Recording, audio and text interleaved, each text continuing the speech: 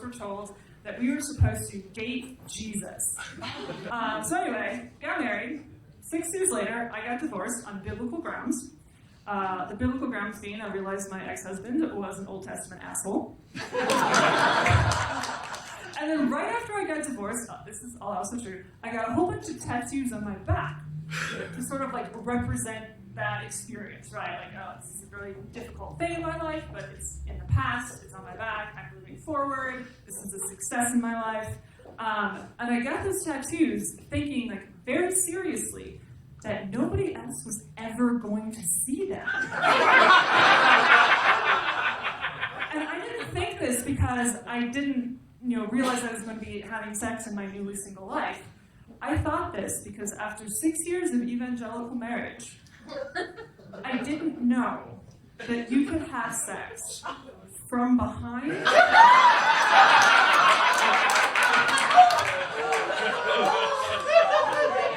or with the lights on.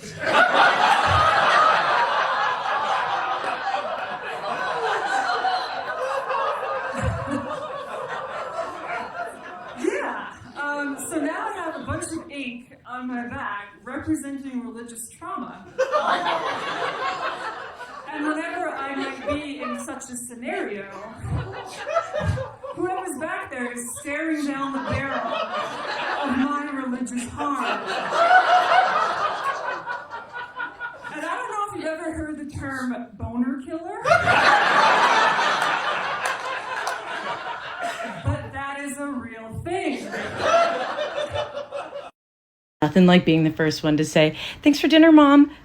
Then just watching your siblings panic. And then they go, "Oh, yeah, thanks, Mom. This was amazing. New recipe." Shut up. You lost. This is my day today. I won today. You can try again tomorrow, you little bitch.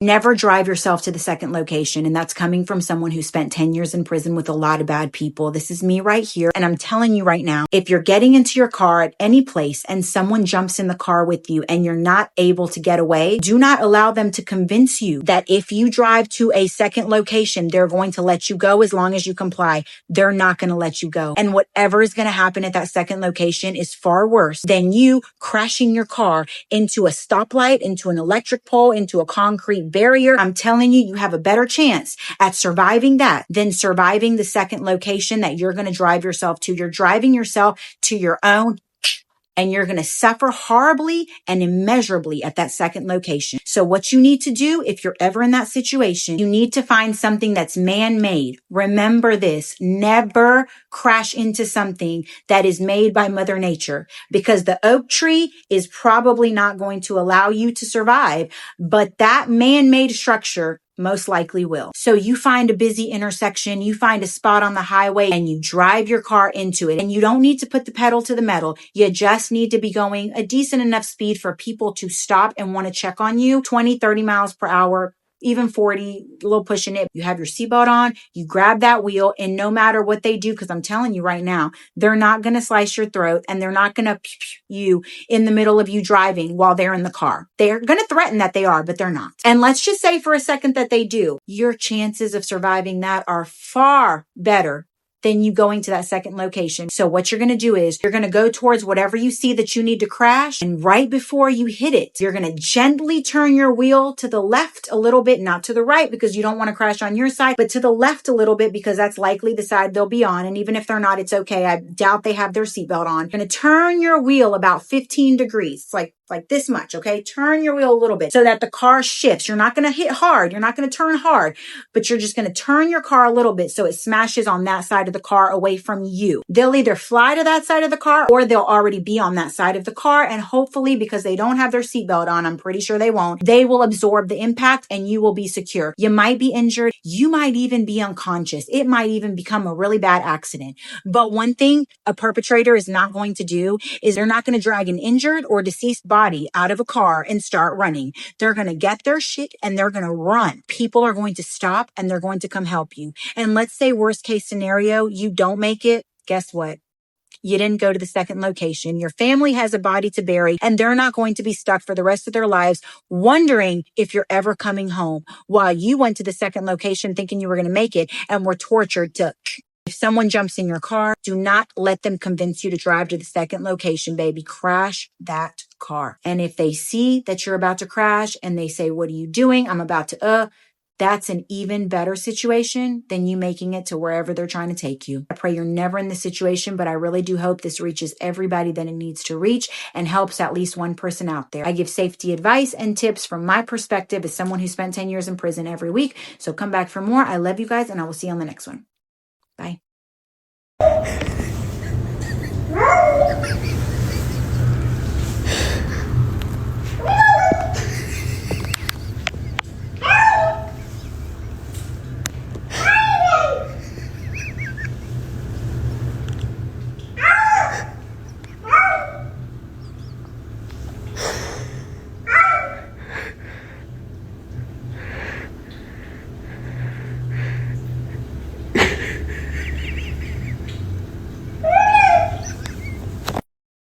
For the love of God, I need help.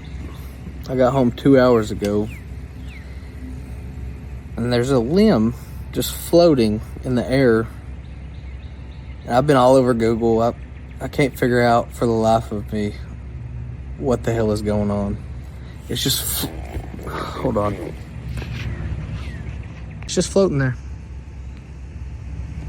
As far as I zoom in on here. But I can't figure it out. It's just floating.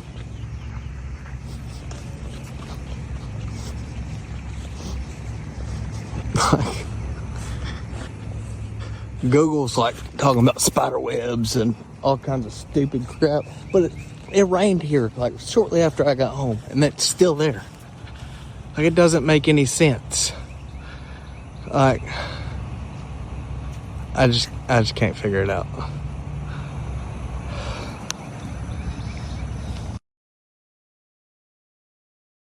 Right under it.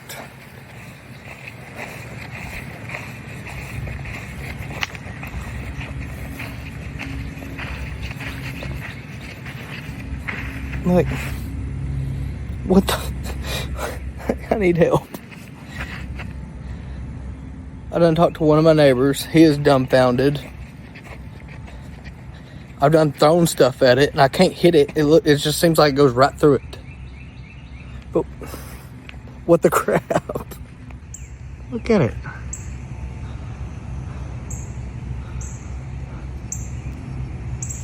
Like, I ain't making nothing up. It's like 20 feet in the air. Maybe 30. I don't know. I ain't good at distance. But it doesn't make sense. Somebody help me. And please, for the love of God, don't let it be them stupid people that we're living in a matrix. No, we don't. Does it look like it's gonna rain? No, not really. I mean, it's cold enough, it might snow. I love the snow, personally. Yeah. And you know, I'm no weather woman, but I do hope I get a few inches tonight. Of snow?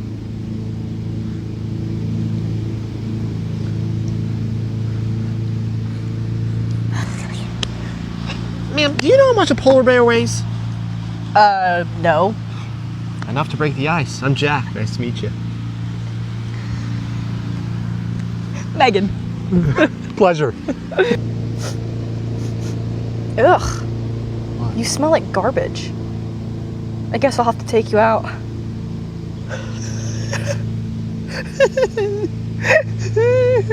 They say that kissing is the language of love. Would you mind starting a conversation with me? It's a shame. So many people leave the sink on when they're brushing their teeth. You know, it's just a waste of water. You know what I mean? Do you know what I mean? Yeah. Well, I've heard that we can actually save water by showering together. I think I took too long. Hey, I'm so sorry. I just my pants. Can I get in yours? No! Excuse me. I think you dropped something. You're supposed to say. Oh. You're supposed to. What? Hopefully your standards. What the hell? Excuse me. Would you like a Hershey's Kiss? Yeah, actually that'd be Oh, great. I'm all out. Because you put Hershey's Kisses out of business with how sweet you are.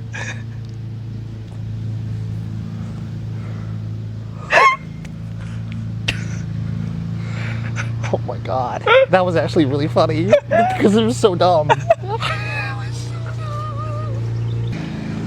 Wow.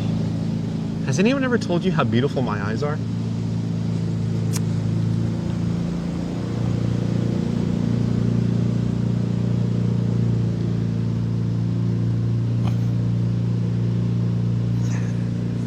No! I don't want to laugh. Excuse me, sir. Yes? Any chance that you know anything about the physical labor that involves extracting minerals and rocks from the earth? I know nothing. Because I would love to make you mine.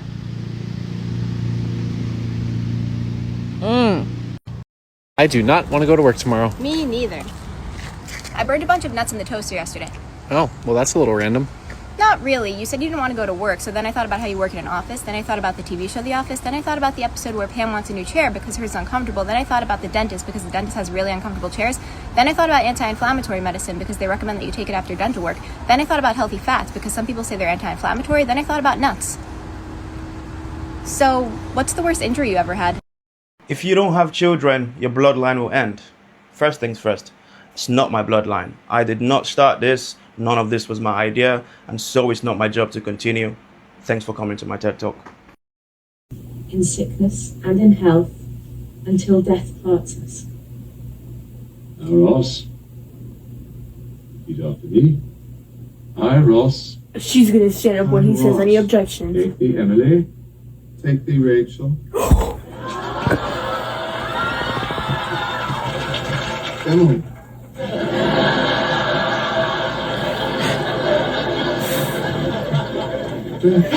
Emily.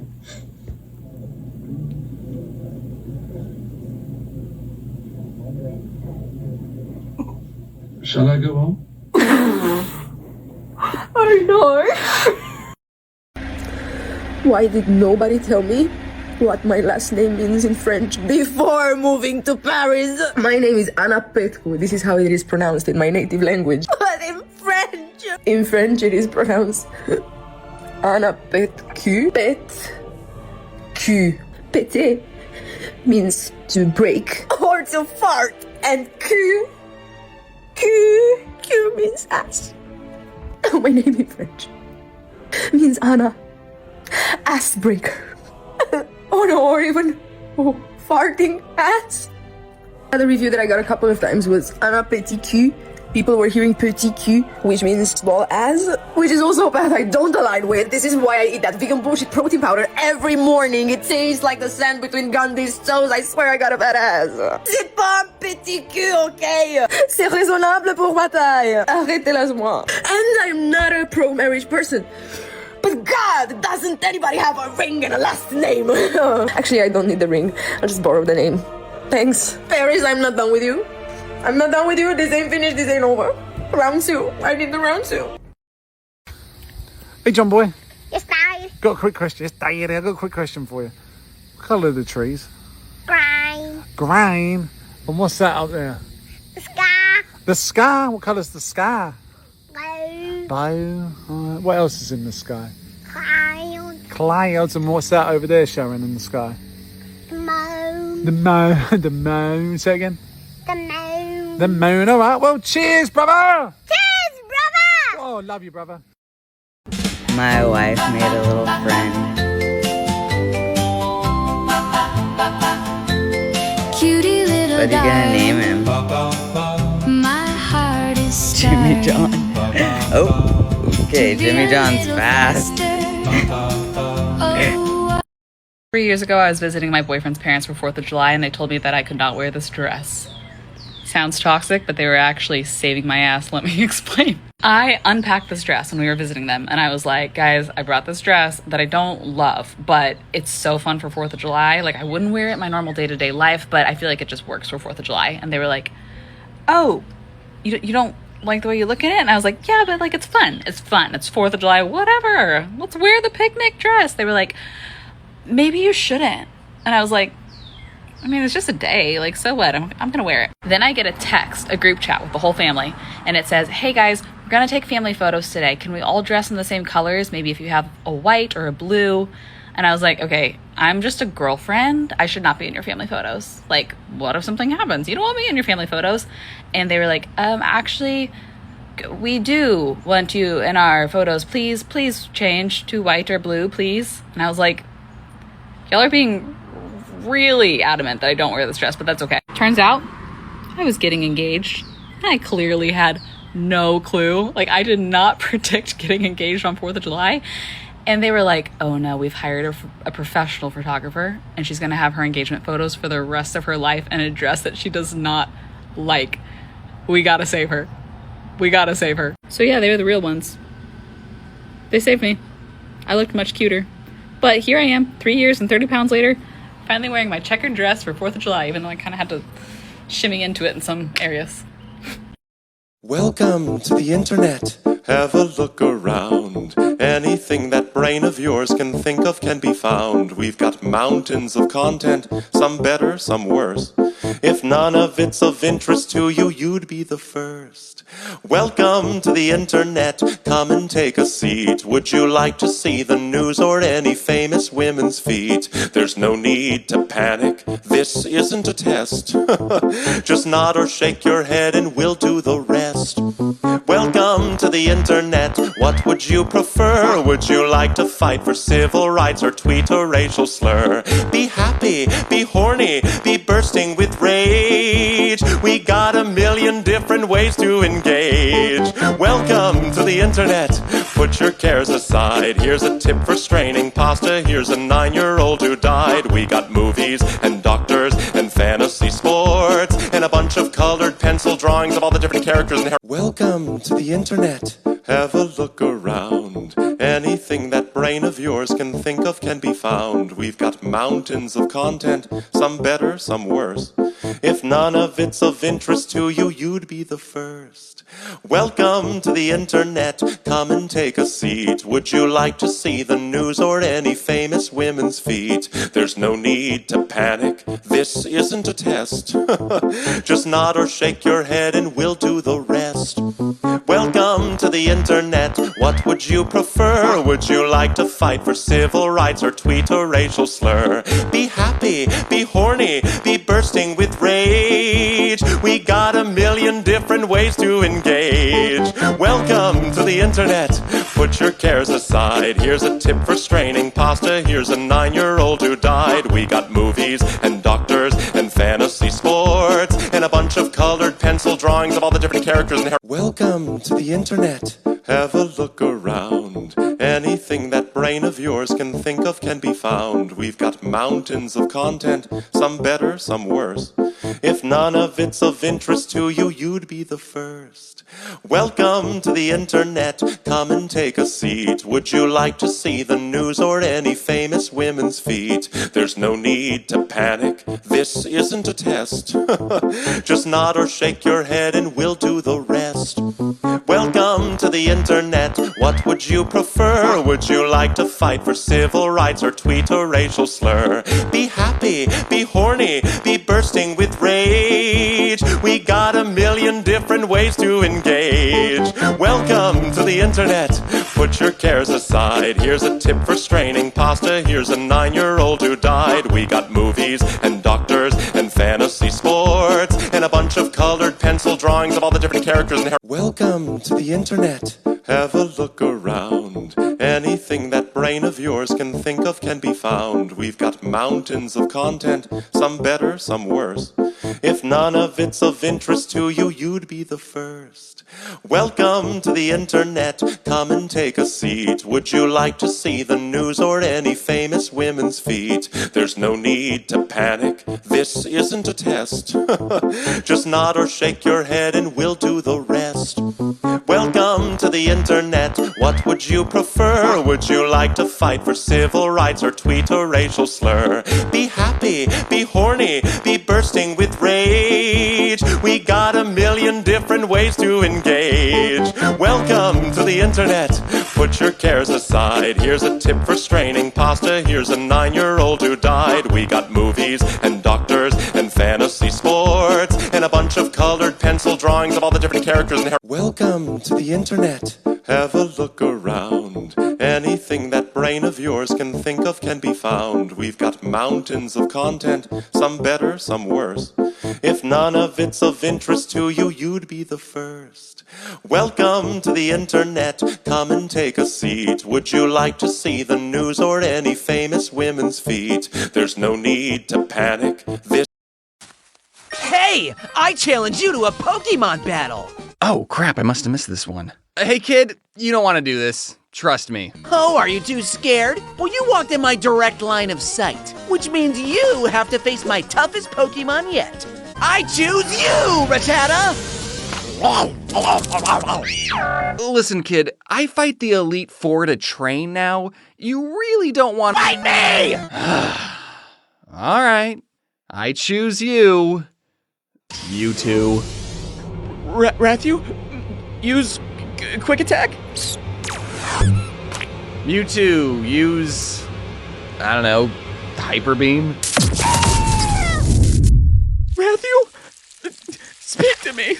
Hey, kid, you owe me $20. Crazy how quickly my wife's my body, my choice stance evaporates when I tell her she can't pop my pimples. Conversation that was really helpful in my marriage and in our intimate lives was when we talked about consent, and I told her, if you are not enjoying it, if you are not into it, if you are not actively wanting to have any kind of intimacy with me, I do not consent. So if she in her head thinks, I don't really want to do this, but I'll do it for you, I'll do it for my husband, I do not consent. If she does not actively want to, I actively do not want to. And part of the reason that we had this conversation is that she grew up in a household where the expectation was that sex is a duty that women do for their husbands. That if you're a good wife, you will do this for your husband even when you don't really want to. And so she grew up with this expectation that I was going to think that way. But I do not expect her to do things that she doesn't want to do. It should not be a profound or surprising statement to say that my wife should only have sex when she wants to have sex. But sometimes it is so difficult to get away from this cultural expectation that it is your duty to do these things. And so it was good for me to be very clear that this is important to me, because I don't want to coerce my wife into doing things she doesn't want to do, and I don't want the culture that we live in to coerce my wife into doing things that she doesn't want to do. And the results aren't surprising at all. We only have sex when we both really want to. And that means that we both have a good time every time. And since we both enjoy it, we want to do it more. Because it turns out if you feel like you have to have sex when you don't want to, then you probably aren't going to want to have sex much at all. And when you both want to, it's good. And when it's good, you want to. Now I should sleep, but the voices in my head go.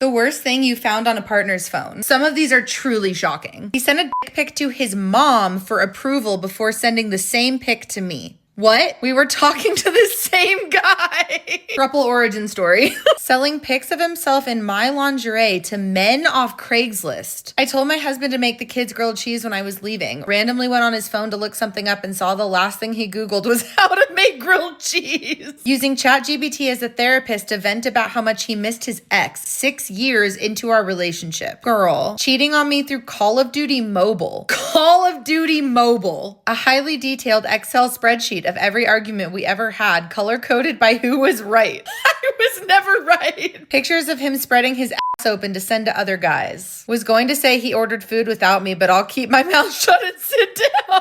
Don't text me to an unsaved number 10 minutes before each time we'd hang out. A girl's nude, so I made it his screensaver when he woke up.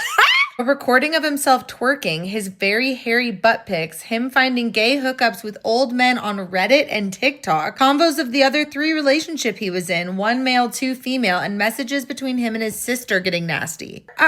Oh my god. He was messaging his ex telling her to come over while sending dick pics and videos. Worst part was I was in the hospital all alone getting prepped to have a kidney transplant the next morning. You fucking kidding me? A video of him and a girl in the backseat of my car. Oh my god. He wrote our vows with ChatGPT and told the literal AI to make it less emotional. What? A video of his mother in the shower and him getting off while recording. No. He had a notes list about all the things he hated about me. It was 3 pages long. A video of him driving my car, nutting on my hoodie to send to another girl. The other girl was me on a secret Snap account because I was trying to catch him cheating. Oh my god. What a roller coaster. That he voted for Trump twice. He was getting off to pics of his sister, like selfies of her. There's too many comments like this, you guys. Pictures of me and my family through our windows. Giving Joe. I was 5 months pregnant and found a message that said, congrats to you and Gemma on having a baby. My name isn't Gemma, but Gemma was 6 months pregnant with him. Oh my god. Not his phone, but he had a dresser I was absolutely not allowed to go in. It was full of his ex's stuff, from trinkets to underwear. A girl sent a screenshot of her flowchart and it said it was 3 days late. Welp. A second family with a ring, a dog, and a kid on the way. He was living with me and we were having a baby. Who has this kind of time? A video of him and his brother. Text between him and the girl he promised was just a friend. Sitting at home 4 weeks postpartum, breastfeeding our newborn, going through his phone, and I found it. It had been going on for a little over a year, my entire pregnancy and before. Ugh. Wedding photos, but I wasn't the bride. A video of some other chick fucking herself with a cucumber on the hood of my car in the parking lot of the pizza place he worked at.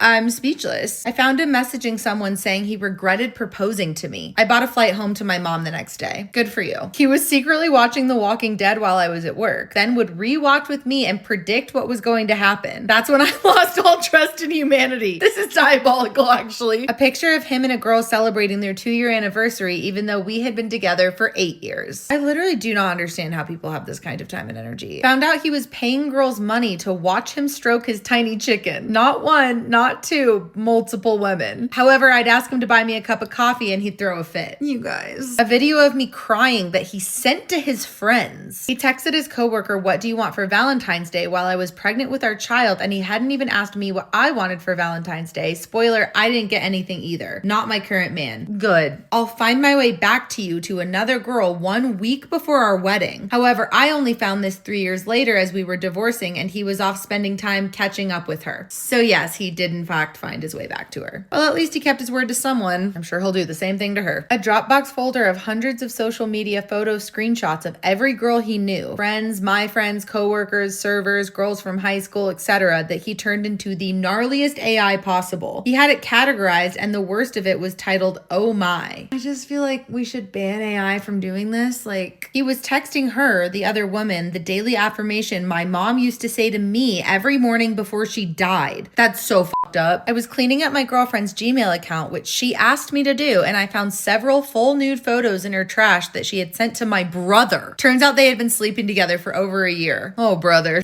He had a saved collection of his family's dick pics labeled and organized. Also videos of them handing each other in his dad's hunting stand. A different folder saved of dog as well as a spreadsheet of all the normal things I would ask him to do around the house or errands to run, and multiple excuse options for him to rotate through so he could get out of the chores. There's so much going on here. I don't even know what to say. I'm gonna go hug my husband now. In my last session, my therapist called me intelligent and told me that I make her think about things in new ways. So I just wanted to come on here and let everyone know that I am better than all of you, and I am getting a good grade in therapy, which is something that is, say it with me, both normal to want and possible to achieve. Thank you so much. Have a wonderful evening. Goodbye. The popular game Cards Against Humanity just sued Elon Musk and won.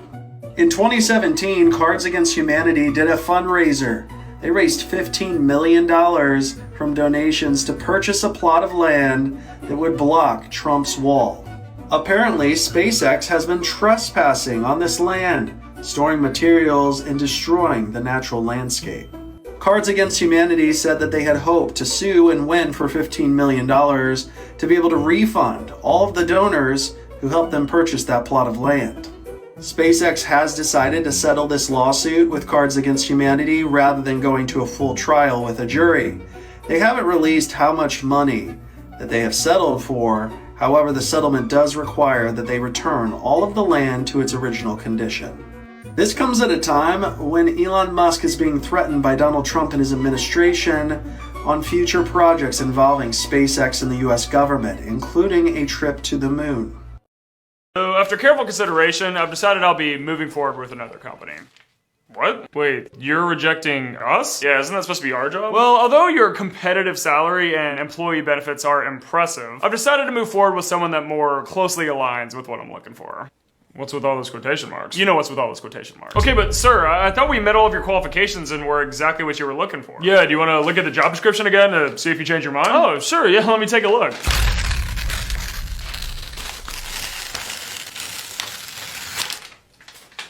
Sorry, that's just what you guys do to our resumes, so I just figured I'd give you a little taste. Okay, this is ridiculous. We did like 5 interview rounds with you. I thought we were making progress here. We did make progress. Progress in leading your entire company on and wasting as much of your time as physically possible. Wait, what? Yeah, I was never gonna come work for you guys. I just went to the interviews, wasted your time, money, and resources, and then opted out the second I figured you guys would offer me a job. Is that even legal? I mean, we do that, so I don't know, probably not. And now, guys, you get to see what it feels like to get to the very end of a hiring process just to get rug pulled because the company you applied to lied and was never hiring anyone to begin with. Okay, this is insane. Do you realize how much time we invested into hiring you that could have been spent somewhere else? Yeah, I do actually. Which is why I have 3 more interviews planned today so that I can do the exact same thing to them and score a ton of free food in the process.